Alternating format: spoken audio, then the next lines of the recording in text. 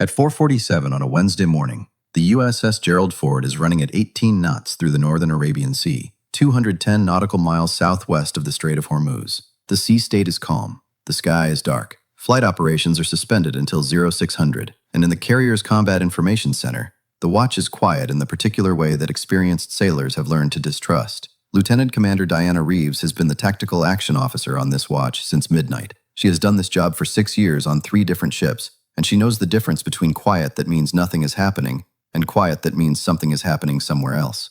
At 0447, she cannot tell which kind of quiet this is. By 0451, she will not have to wonder anymore. The Fateh 313 is not Iran's newest missile. It is Iran's most refined one. 4 years of modifications to the base airframe, 3 generations of seeker head upgrades, and a terminal guidance package that Iranian engineers spent 18 months specifically redesigning after studying every published engagement report from every cruise missile interception in the past decade. It flies at Mach 2.2 in its terminal phase, drops to sea skimming altitude at 14 nautical miles from target, and executes a random evasive jinking pattern in its final 6 nautical miles that was mathematically calculated to complicate Aegis fire control solutions. It carries a 290-kilogram penetrating warhead with a delayed fuse designed to detonate inside a ship's hull rather than on contact with the outer surface. Iran has fired cruise missiles before. Coalition forces have intercepted them before. What nobody outside a specific office in Tehran knew until 0447 on this Wednesday morning was that the Fateh 313 variant, sitting in a mobile launcher 340 kilometers northeast of the Gerald Ford's position, had been modified one more time, 6 weeks ago, with a component that changed the engagement geometry in a way that no published American interception protocol had ever been designed to handle. The first indication comes from the E-2D Hawkeye orbiting at 24,000 feet, 90 miles ahead of the formation on the threat axis. At 0447 and 22 seconds, the Hawkeye's radar detects a single fast-moving contact emerging from the Iranian coastline at very low altitude. One contact, not a swarm, not a saturation attack, not the multi-axis approach that every Iranian strike scenario in the intelligence assessments predicted. One missile, flying alone, directly toward the Gerald Ford. In the Combat Information Center, Reeves sees the contact the same moment the Hawkeye calls it. Her first thought is the thought of every experienced tactical officer who sees a single inbound contact, decoy. Her second thought, arriving 1.4 seconds later as she watches the contact's flight profile on her display, is that this is moving faster and lower than any decoy profile in her threat library. Her third thought arrives at 0447 and 31 seconds, when the contact executes its first jinking maneuver at 67 nautical miles, well outside the range where any missile in the known Iranian inventory was supposed to begin evasive maneuvering. She has the formation on elevated alert status before her third thought has finished forming. The USS Ramage is the forward escort destroyer, positioned 22 nautical miles ahead of the Gerald Ford on the threat bearing. Her Aegis system has been tracking the contact since it emerged, and her fire control computer has been building an intercept solution since 0447 and 28 seconds. The solution is complicated by the jinking pattern, but not impossible. The Ramage's tactical action officer, Lieutenant Commander Joseph Farrell, authorizes the first SM-2 launch at 0448 and 11 seconds. The missile leaves the vertical launch cell and accelerates toward the intercept point. The SM-2 is one of the most capable air defense missiles ever built. Its hit probability against a non-maneuvering cruise missile at this range is above 90%. Against a maneuvering target executing the specific jinking pattern the Fateh 313 is flying, the fire control computer on the Ramage calculates a hit probability of 61% before launch. Farrell knows this number. He authorizes a second launch 4 seconds after the first. The first SM-2 misses, not by a large margin, not by a catastrophic one. The Fateh 313 executes a 4.2 G lateral jink at the precise moment the Interceptor's terminal seeker transitions to active guidance, and the geometry that the fire control computer calculated 0.8 seconds earlier is no longer the geometry that exists in the real world. The Interceptor passes 22 meters ahead of the target. The second SM-2 detonates close enough to damage the Fateh 313's airframe. The missile's flight path destabilizes for 1.1 seconds. Its seeker head loses lock. In the Combat Information Center of the Gerald Ford, Reeves watches the contact wobble on her display, and for 1.1 seconds, the engagement looks like it is resolving in the strike group's favor. Then, the Fateh 313's backup guidance system activates. The component added 6 weeks ago in a facility northeast of Isfahan. Not a new seeker head, not additional propulsion, not additional warhead mass. A redundant inertial navigation unit, completely passive, requiring no external signal, no radar emission, no data link that any electronic warfare asset could detect or jam.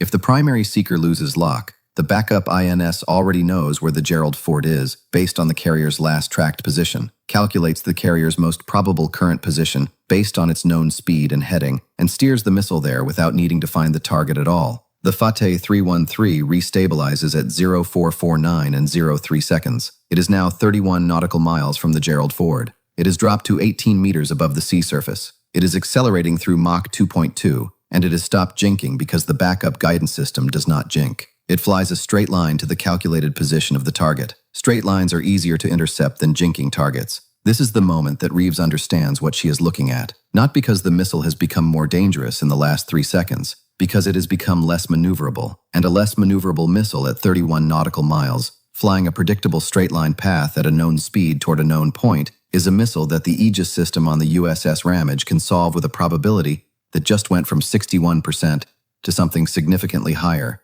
She is already on the circuit to Farrell when he authorizes the third SM-2 launch. The third SM-2 launches from the Ramage at 0449 and 09 seconds. The fire control computer has the Fateh 313's straight-line trajectory locked within 0.4 seconds of the missile stabilizing. No jinking, no evasive pattern, no terminal guidance corrections pulling the target off the predicted path. The intercept geometry is clean, and the Aegis system knows it. Hit probability calculates at 84% before the SM-2 has cleared the launch cell. What the Aegis system cannot account for is what happens at 0449 and 17 seconds, when the Fateh 313 drops from 18 meters above the sea surface to 6 meters. Not a programmed maneuver, not an evasive action, a consequence of the airframe damage from the second SM-2 detonation still working its way through the missile's flight control surfaces. The Fateh 313 is not executing a tactic. It is flying damaged, and a damaged missile flying at Mach 2.26 meters above the Arabian Sea is doing something that no fire control algorithm was specifically written to handle, because the engineers who wrote those algorithms assumed that a missile that low and that fast would simply hit the water. The Fateh 313 does not hit the water. Its backup INS is holding it on course with corrections that the damaged flight surfaces are executing imperfectly, but adequately. It is descending slightly, correcting, descending slightly, correcting, flying a shallow, oscillating path that keeps it above the surface by margins that are sometimes 6 meters and sometimes 3 meters, and once, for 0.8 seconds, less than 2 meters before a correction pulls it back up. The third SM-2 passes through the space where the Fateh 313 was when the intercept solution was calculated and finds nothing there. The missile is 4 meters lower than the solution predicted. 4 meters, at Mach 2.2, is the difference between an intercept and a miss. In the Combat Information Center of the Gerald Ford, Reeves has been watching the engagement on her tactical display with the focused attention of someone who has stopped thinking about anything except the numbers in front of her. 3 SM-2s expended,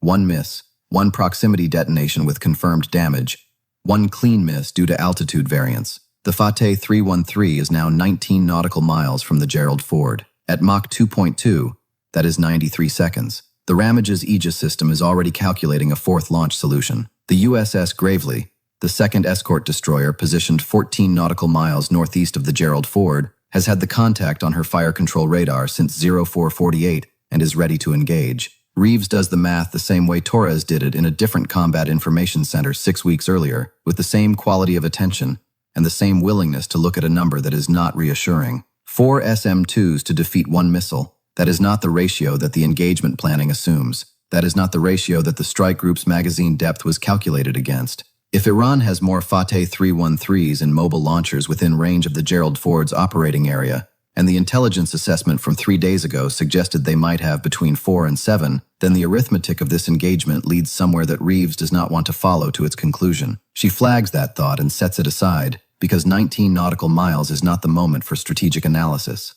It is the moment for the next intercept. The 4th SM-2 launches from the Ramage at 0449 and 31 seconds. Simultaneously, the Gravely fires her first SM-2 on a crossing intercept geometry, approaching the Fateh 313 from a different angle to eliminate the altitude variance problem that caused the 3rd miss. 2 interceptors, 2 different approach geometries, 1 target flying a predictable straight-line path at a known speed. The Aegis systems on both ships are sharing targeting data through the Cooperative Engagement Capability Network. each fire control computer feeding information to the other in real time, building a combined intercept picture that is more complete than either ship could generate alone. The Fateh 313 is at 14 nautical miles when it does the thing that its designers built into its terminal guidance sequence, regardless of whether the primary or backup system is flying. At 14 nautical miles, it drops to absolute minimum altitude and executes its terminal sea skimming profile. 6 meters becomes 4 meters becomes 2 meters, and at 2 meters above the Arabian Sea at Mach 2.2, the missile is below the radar horizon of every surface-based sensor in the formation. The Hawkeye at 24,000 feet can still see it. The fire control radars on the Ramage and Gravely lose it for 4.1 seconds as it drops into the radar shadow created by the curvature of the sea surface and the wave clutter at this sea state. 4.1 seconds at Mach 2.2 is 3.1 nautical miles. The fourth SM-2 and the Gravely's first SM-2 both lose terminal guidance update for 4.1 seconds, and both miss, passing through the airspace where the Fateh 313 would have been if it had maintained its previous altitude. It is not there. It is lower, faster, and now 10.9 nautical miles from the Gerald Ford. Reeves has already made the call before the misses register on her display. She has been watching the altitude profile since the third miss, and she understood what the terminal sea skimming drop was going to do to the intercept solutions 11 seconds before it happened. The call she makes at 0449 and 52 seconds goes to the Gerald Ford's own Phalanx close-in weapon system controllers and to the Electronic Attack Squadron 140EA-18G Growler that has been orbiting at 19,000 feet since 0400, flying its standard electronic surveillance mission over the formation. She tells the Growler crew two things: the Fateh 313's backup INS frequency profile, extracted from the signals the Hawkeye has been passively collecting since the missile restabilized at 0449 and 03 seconds, and the carrier's current course and speed. What she is asking them to do has never been attempted against a missile in terminal flight at this range and this speed. The Growler's electronic warfare officer, Lieutenant Aaron Cross, has been listening to the Fateh 313's INS emission signature for 49 seconds. He has the frequency. He has the signal structure. He knows what a valid navigation update looks like to that guidance system because he has been watching the guidance system send itself valid navigation updates for 49 seconds. And the pattern is not complicated once you have enough samples. He needs the carrier's course and speed because what Reeves is asking him to transmit is not a jamming signal. Jamming would be detectable, and a missile with a passive backup INS does not care about jamming because it is not listening for external signals. What Cross is going to transmit is something the missile will accept as its own internal navigation correction. A spoofed INS update, telling the missile that it is not where it thinks it is, that the target it is flying toward is not where the target actually is. The Fateh 313 is at 9.2 nautical miles, closing at Mach 2.2, 44 seconds to impact. Cross transmits at 0450 and 01 second. The transmission lasts 0.6 seconds. It contains a single inertial navigation correction, telling the Fateh 313's backup guidance system that the missile has drifted 4.1 nautical miles south of its calculated position due to accumulated INS error during the damaged flight phase. The correction is formatted identically to the missile's own internal navigation updates, because Cross built it from 49 seconds of watching those updates transmit. The authentication structure is correct. The frequency is exact. The signal looks like something the missile generated itself. The Fateh 313's guidance computer accepts it in 0.2 seconds. It has no reason not to. The correction is internally consistent, properly formatted, and arrives on the exact frequency that the guidance system monitors for its own navigation data. The missile does not have a mechanism for distinguishing between a correction generated by its own INS and a correction generated by an American electronic warfare officer at 19,000 feet who spent 49 seconds learning how to sound like one. That distinction was not built into the design. The engineers who designed the backup INS were solving the problem of primary seeker failure. They were not solving the problem of an adversary who could passively collect enough signal data in 49 seconds to replicate the guidance system's own voice. The Fateh 313 executes a course correction at 0450 and 03 seconds, 8 nautical miles from the Gerald Ford, 38 seconds from impact. It banks 23 degrees to the right, recalculates its intercept trajectory to the position its guidance computer now believes the carrier occupies, and accelerates onto its new heading. The new heading points it at open ocean, 4.1 nautical miles south of the Gerald Ford's actual position, nothing there except water. In the Combat Information Center, Reeves watches the contact on her tactical display execute its turn, and she watches the threat vector that has been pointed at the Gerald Ford for the past 3 minutes rotate away from the carrier and toward empty sea. The red line on her display bends. It curves away from the blue symbol representing the Gerald Ford and extends south into nothing. She does not say anything for 4 seconds. Nobody in the Combat Information Center says anything for 4 seconds. They watch a missile that has survived 3 SM-2 intercepts and flown damaged at Mach 2.2 for 8 nautical miles, turn away from the ship it was going to hit, and fly itself into the Arabian Sea. Impact with the water comes at 0450 in 39 seconds. The Fateh 313 hits the surface at full speed 4.1 nautical miles south of the Gerald Ford and detonates on contact. The explosion is large enough that the Hawkeye crew at 24,000 feet can see the flash on the surface below them. A brief white point of light on dark water, there for a second, and then gone. The Gerald Ford never changed course,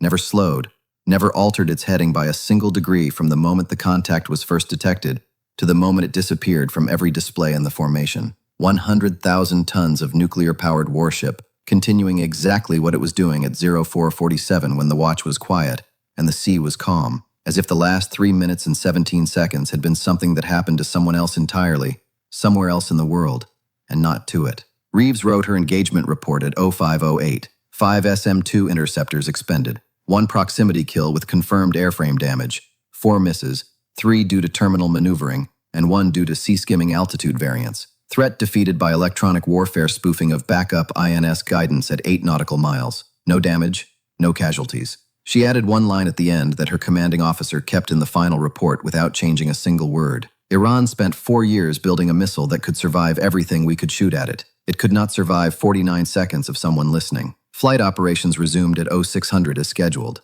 The first F-18 launched into a sky that was beginning to lighten in the east, climbing away from the Gerald Ford's deck and turning north toward the Iranian coastline, and the Arabian Sea below it was flat and calm, and gave no indication that anything had happened there at all. 4.1 nautical miles south of the carrier's track, on the surface of the water, there was nothing. Not wreckage, not debris, not any physical evidence that a missile had flown 340 kilometers and survived 5 intercept attempts and come within 8 nautical miles of the most powerful warship in the world before the sea took it. The water had already closed over it. The Gerald Ford was already past the horizon. Iran had crossed the line they said would never be crossed. They had fired their deadliest missile at an American carrier in open water, in daylight, with full intent. They had built it carefully, modified it patiently, and launched it at the moment and from the position they calculated gave it the highest probability of success. What they had not calculated was 49 seconds. Not the missiles, not the destroyers, not the carrier itself. 49 seconds of one officer at 19,000 feet doing nothing more than listening,